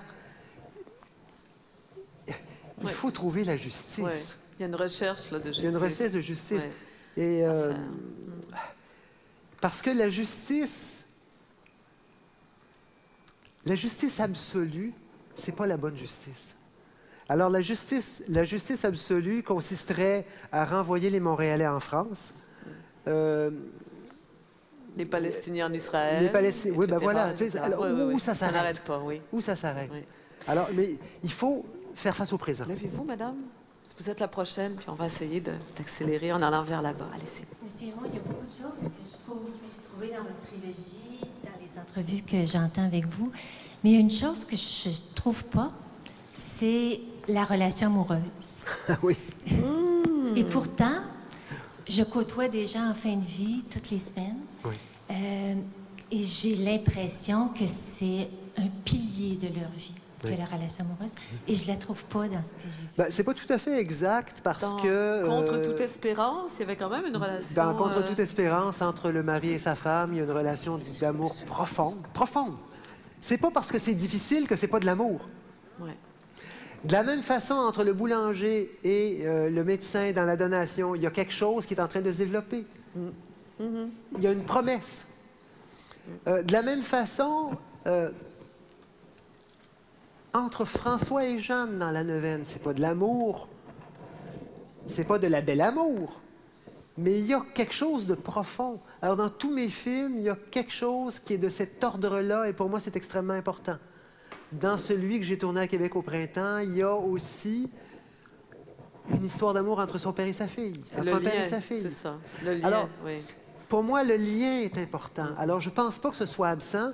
Je ne fais juste pas des films d'amour comme il est convenu d'en faire. Alors, je ne saurais pas comment filmer un baiser sans me trouver ridicule. D'ailleurs, je peux vous dire, dans La Donation, pour ceux qui connaissent le film, alors il y a une scène où le boulanger et le médecin sont assis à la petite cabane du père du boulanger. Oui. Ils sont assis côte à côte. Eh bien, dans le scénario, ils s'embrassaient. Oui. J'ai tourné cette scène-là. Je précise que c'est la médecin pour les gens qui l'ont pas oui, vu. oui, c'est vrai. Qui est De Élise nos jours, Guilbeault. il faut préciser, c'est Oui, Élise. c'est vrai. Alors, Éric C'est un mot qui se féminise, en on a plus. tourné Éric Oziel qui embrasse Élise Guilbeault à bouche, que veux-tu? Mais, non, je vais vous expliquer pourquoi je l'ai enlevé. Oui, pourquoi? Parce que, d'abord, ça donnait la fin du film, mais je voulais que le film parle d'un geste de générosité. Elle décide de rester à Nord-Métal, pas pour un garçon, Non. parce que là est son devoir. Ça n'empêche pas l'amour, au contraire, parce que moi, c'est clair, elle reste à Nord-Métal, à Marie Boulanger, puis elle adopte le petit, ça, c'est sûr. Mais l'important, c'est qu'elle accepte la donation que le médecin mourant lui fait de ça. sa pratique médicale. Et j'avoue qu'au cinéma, il y a peu de choses qui m'ennuient autant que les scènes de sexe. C'est tellement prévisible. Ouais. On sait tous comment ça va finir. Merci. Monsieur ici, question. Oui. Bonsoir. Merci d'abord pour toute la discussion. Vous avez pointé sur des choses qui me touchent beaucoup, la déstructuration des communautés, des liens entre les gens, entre les familles, c'est évident, que vous liez aussi au capitalisme, évidemment. Et vous avez aussi dit des choses qui m'ont profondément confronté sur ce capitalisme-là. Entre autres, qu'il carbure à l'extension infinie de la liberté individuelle. Oui. Alors moi, je vis dans un monde qui, depuis 10-15 ans, accumule les billes, les lois de contrôle, la Patriot Act, la loi C-36, où les lieux publics sont de plus en plus, il faut payer pour se déplacer. Pour aller marcher dans le bois, si on n'a pas un terrain privé, maintenant, il faut payer. Dans les parcs québécois, Évidemment, je pourrais faire l'inventaire. Je vois beaucoup de mesures de surveillance, de sécurité, d'ordre. Les gouvernements carburent beaucoup plus à l'ordre et à la sécurité qu'à la liberté. Et là, je termine là-dessus. Le capitalisme est né dans les sociétés européennes qui misaient beaucoup sur l'autorité et la soumission à l'autorité et a envahi une terre où les gens, apparemment, vivaient plus de liberté. Bon, selon peut-être un portrait qui peut paraître idyllique, mais qui, selon moi, demeure fondé. Donc, j'aimerais que vous m'expliquiez vraiment votre conception de la liberté. Est-ce qu'on a transformé la liberté en liberté de choix? Parce que vous aviez peut-être... donc, peut-être juste élaborer là-dessus. Alors, au centre de l'idée capitaliste du monde, il y a la guerre de tous contre tous. Il y a la maximisation des avantages individuels. Alors ça, c'est sûr que ça ne peut pas se faire dans des sociétés développées sans qu'un appareil d'État préserve le terrain de jeu. Et effectivement, l'État, qui est au service du capitalisme, restreint le terrain de jeu. Et entre autres choses, en socialisant les pertes alors que les profits sont privatisés.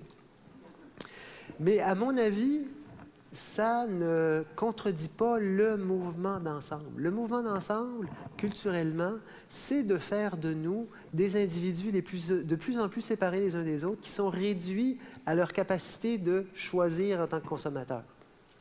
Et c'est ça que je veux dire comme extension infinie de la liberté individuelle.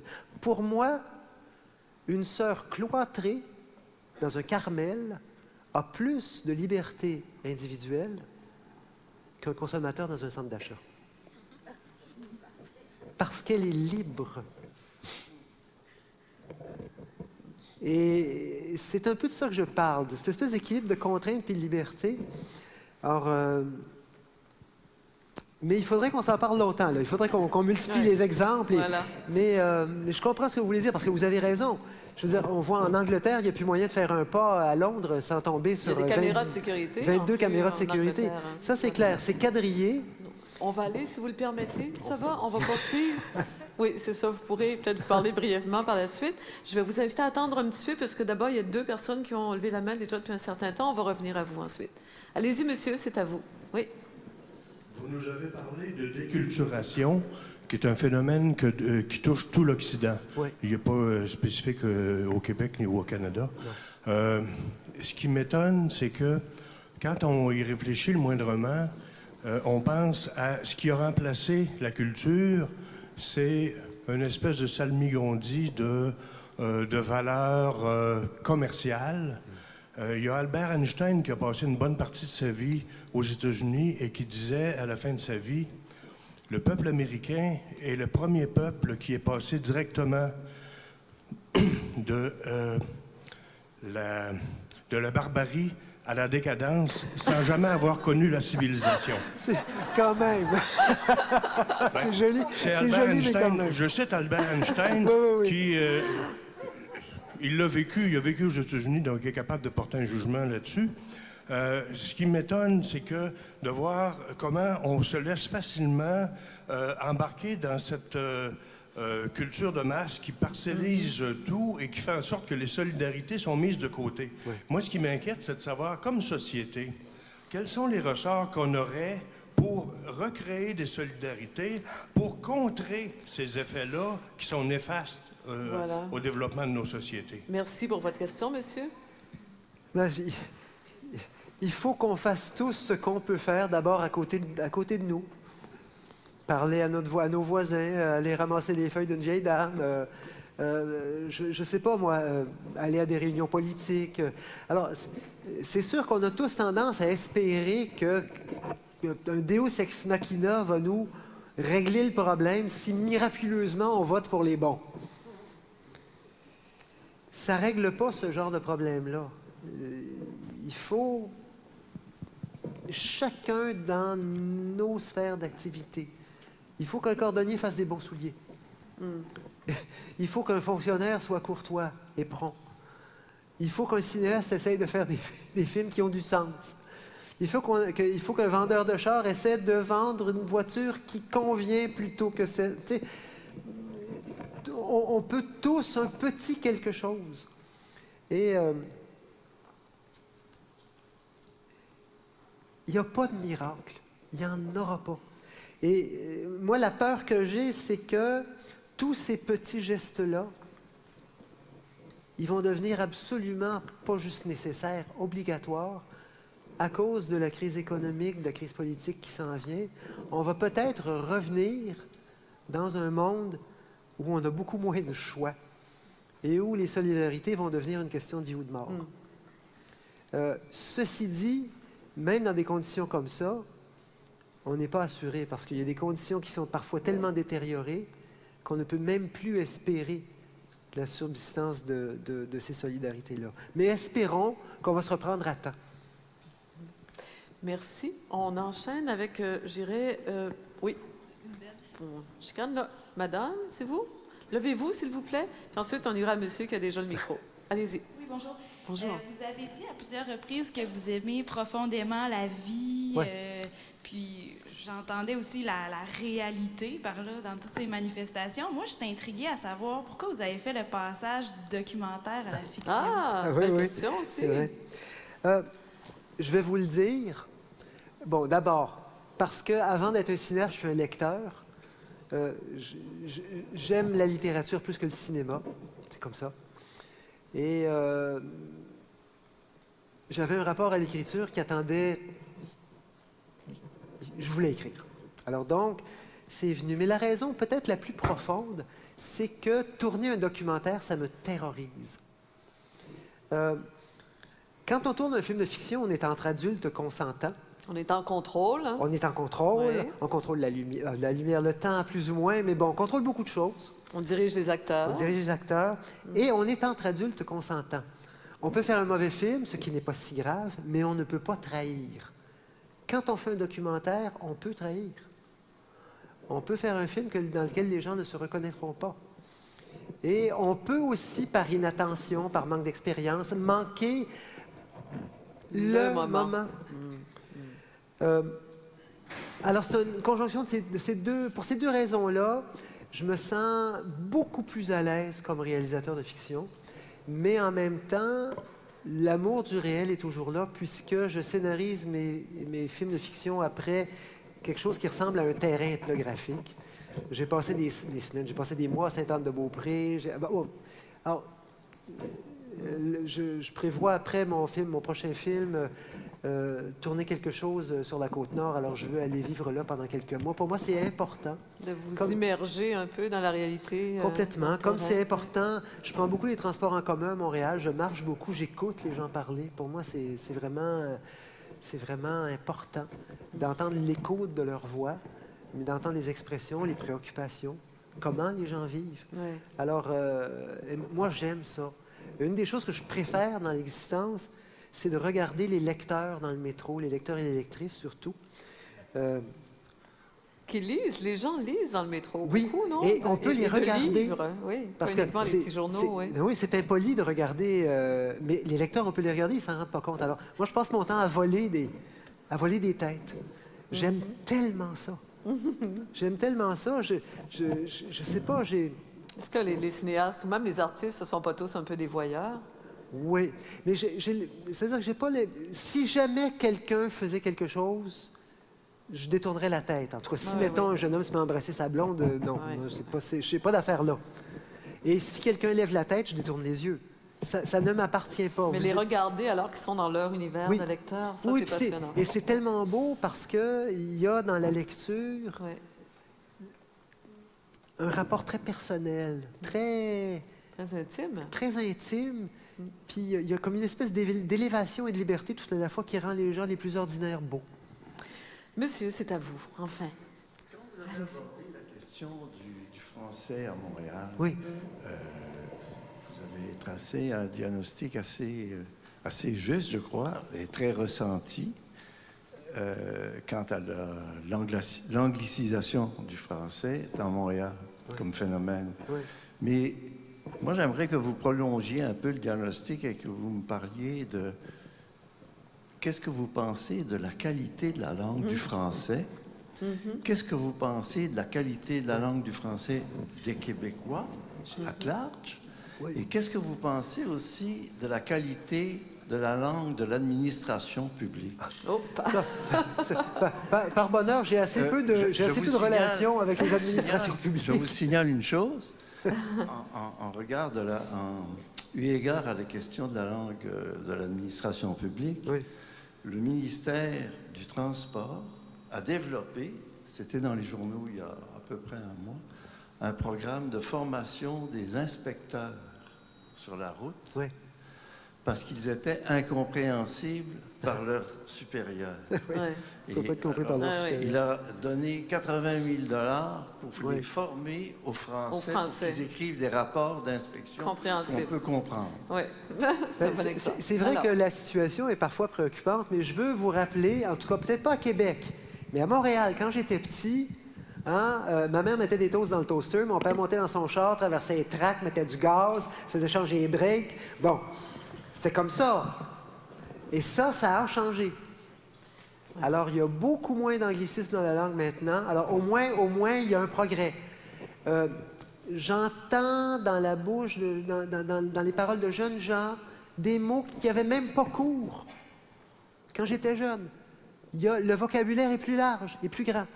C'est vrai que dans les écoles, dans les cours d'école, on va entendre 2 genres puis 3 choses pour un substantif autre. Ma petite fille me désarme. Daphné, arrête de dire genre. Ah oui, Alors, c'est pas si mal dans l'ensemble. Moi, je pense, en tout cas en région montréalaise, je pense qu'il y a eu des progrès véritables. Le vocabulaire s'est amélioré, il y a beaucoup moins d'anglicisme. Mais bon, qu'est-ce que vous voulez? Et moi, c'est quelque chose que je ressens douloureusement comme Québécois.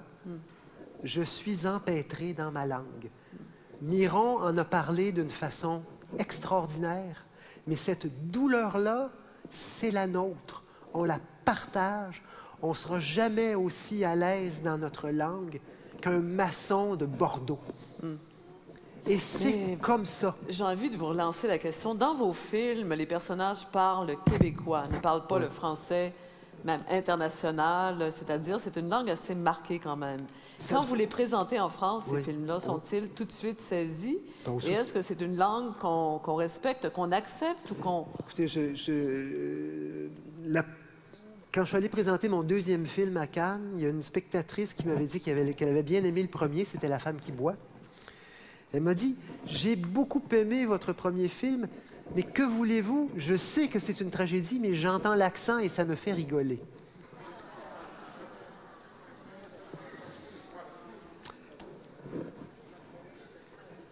Nous sommes décolonisés, et pas seulement par les Anglais. Et ça, c'est le destin des petites cultures. C'est le destin des petites cultures. On va vivre avec ça.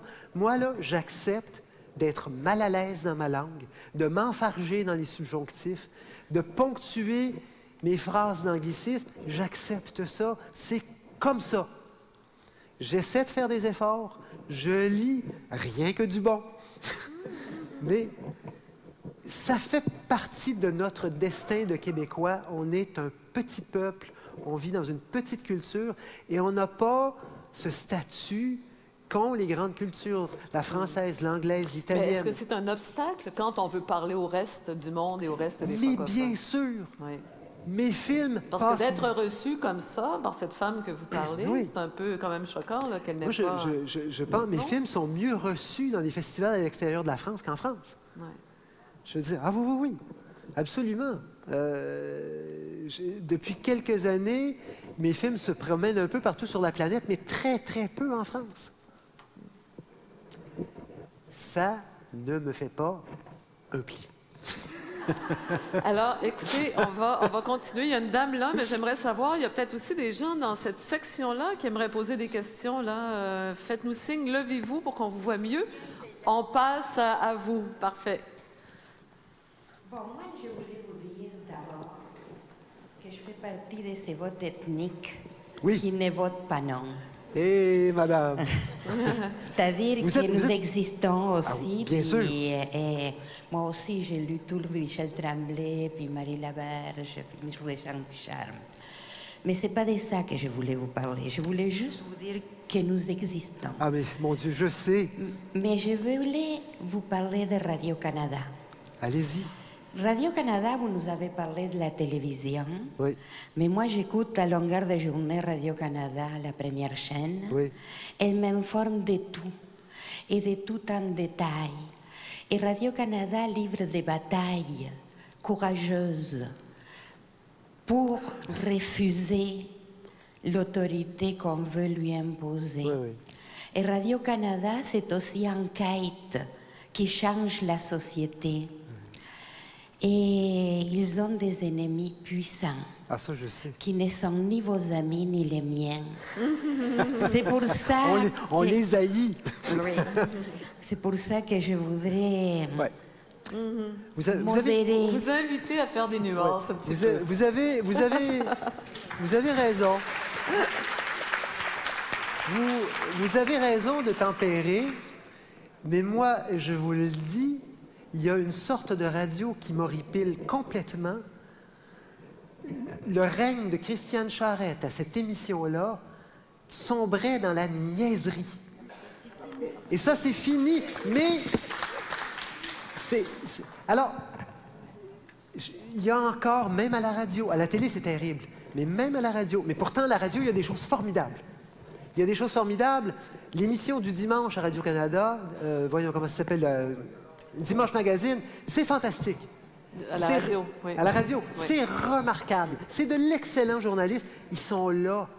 Mais il y a des tapons au-dessus d'eux qui décident d'une partie de la programmation et qui font des niaiseries. Pour moi, l'abolition de la chaîne culturelle, c'est un crime contre la culture. Mais vous êtes plus sévère envers Radio-Canada, qui est une télé publique, sans doute, envers toutes les radios privées, les télés privées qui font... C'est normal qu'une radio publique, qu'une radio privée fasse de la radio poubelle. C'est normal. Je veux dire, leur objectif, c'est le profit. C'est normal, mais pas une radio d'État. La radio d'État est financée avec nos impôts, il ne devrait donc pas être astreint. Mais vous avez raison, il faut les défendre. Madame, je suis d'accord avec vous, surtout devant les attaques de M. Péladeau et consorts. Il faut les défendre, mais il faut faire une défense conséquente. Alors, il faut dire ce qui est bon, puis dire que... Parce qu'il y a des choses à Radio-Canada qui n'ont pas de raison d'être dans une télé publique. Ouais. Mais on a parlé de ça, mais attirer. Je pense que si on rentre dans cette logique-là, on est mort. Ouais. Mais vous qui voulez, vous faites des films, vous voulez que vos films soient vus, si vous êtes invité à Tout le monde en parle, vous refusez d'y aller? Oui. Oui? Ah oui. Mes comédiens sont allés, je les ai pas empêchés. Oui, bien mais moi, sûr. j'irai pas. Ouais. J'irai pas parce que je trouve ça méprisable, mais parce que ce qu'on est en train de faire là, je pourrais pas le faire là. Ouais. À cause des coupures, à cause du fou du roi montage, qui... Bon. Mais pour moi, ce qui est important, c'est ce qu'on est en train de faire là. On est 400 à pouvoir approfondir un peu. Un peu, mais vous voyez que c'est pas très, très long, hein? 1h30 d'ailleurs, on doit, c'est ça, s'arrêter là, terminer, bien oui. Alors, merci infiniment au nom de tous les gens qui sont ici, d'avoir été là. Merci.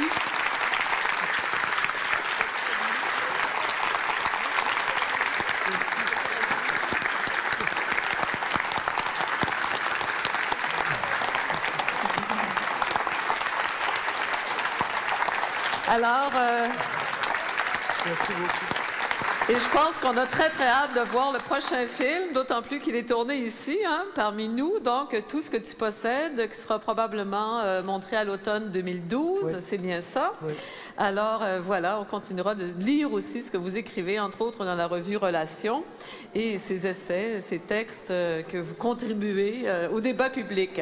Alors, je voulais aviser tout le monde que la prochaine rencontre de cette série, Le Monde vu par, aura lieu le 23 janvier.